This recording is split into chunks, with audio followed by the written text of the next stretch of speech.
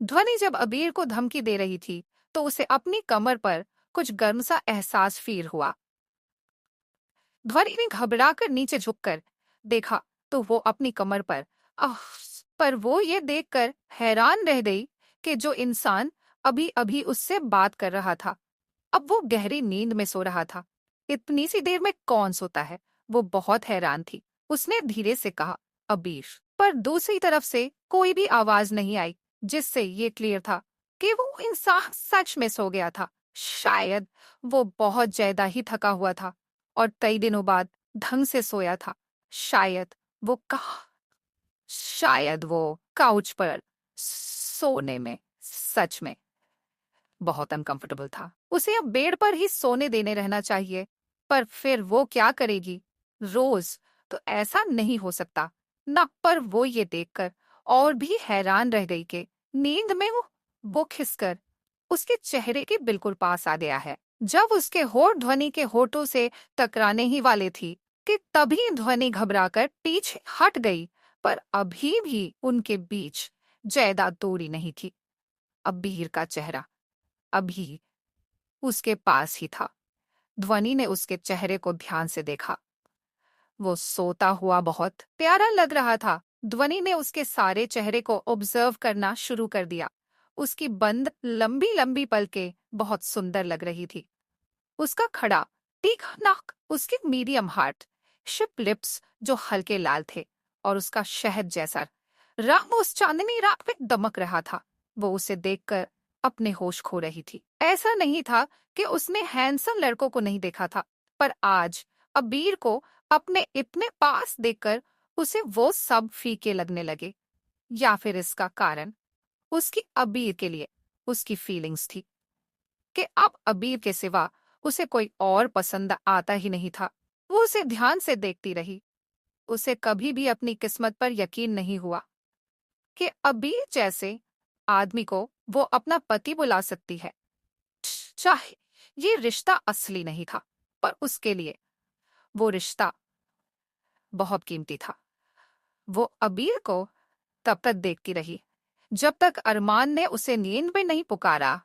वो धीरे से बोला, माँ। ध्वनि की सारी अटेंशन एक सेकंड में अरमान पर डाइवर्ट हो गई। उसने उसे अच्छे से कंबल ढक दिया और उसके माथे को चूमकर सोने की कोशिश करने लगी। ये उसकी जिंदगी का सबसे खूबसूरत लम्हा था, जिसमें उसका छोटा सा बेटा उसके सीने से लगकर सो रहा था और उसका प्यारा पति उसकी कमर पर हाथ रखकर सो रहा था। इस लम्हे में वो अपना हर दुख भूल चुकी थी। उसके लिए ये लम्हा इतना खास था कि इसके बाद अगर वो मर भी जाए तो उसे अपनी जिंदगी से कोई शिकायत नहीं होगी। पर इस खुशी के साथ एक अजीब सा डर भी था। वो भी जानती थी कि ये खुशियां कुछ ही पल की, अभी तो वो इस लम्हे को खोल के जी सकती है।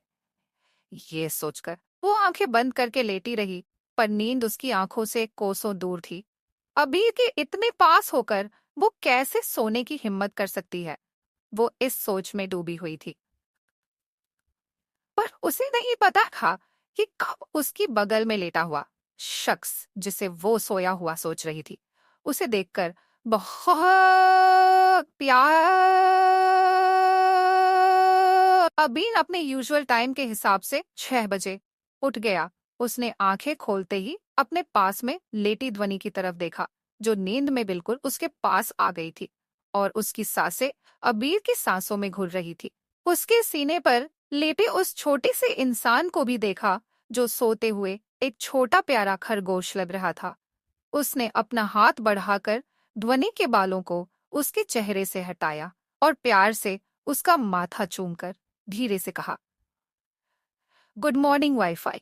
काफी हैरान था वो कब से इतना स्वीट हो गया और ऐसे शब्द बोलने लगा। पर फिर उसने ध्वनि को देखा और उसे लगा कि ये सब ध्वनि का ही तो असर है। वो ये सब रेवा के साथ कभी फील नहीं कर पाया।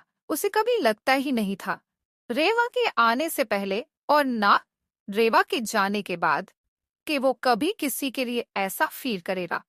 अपनी माँ की मौत के साथ ही वो ऐसा इंसान बन गया था जो ना खुद किसी के करीब जाता था और ना उन्हें अपने करीब आने देता था। अगर उसे रेवा से हमदर्दी ना होती तो वो उसे कभी अपने पास नहीं आने देता और ना ही उसे उसकी जिंदगी खराब करने देता।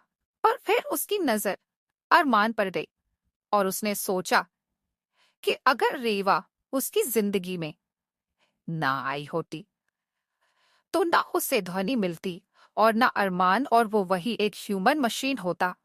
तो ये भी अच्छा ही हुआ उसने अरमान के माथे को प्यार से चूमा। रेवा को उसने सिर्फ इसलिए जाने दिया क्योंकि वो अरमान की माँ है, नहीं तो वो उसे ऐसी जगह भेज देता जहां वो दिन रात बस अपनी मौत की दुआ मांगती। इसके बाद वो जॉगिंग करने बाहर निकल गया। इसके बाद वो जॉगिंग करने बाहर निकल गया। इसने अपने हेडफोन में गाना चलाया। उसकी बाथरूम में पहली मुलाकात, उनकी लड़ाई, उसका उसकी पार्टी में जाना, उनका बारिश में किस, उनकी शादी, करवा चौथ, और वो पल जिसमें उसे ध्वनि से प्यार हुआ। अरमान को अपनी गोद में छुपाकर खड़ी ध्वनि। आज उसका इमोशनलेस चेहरे पर एक प्यारी सी मुस्कान थी। वो बहुत खुश था। अब उसे भी गुरुजी की हर बात सही लगने लगी।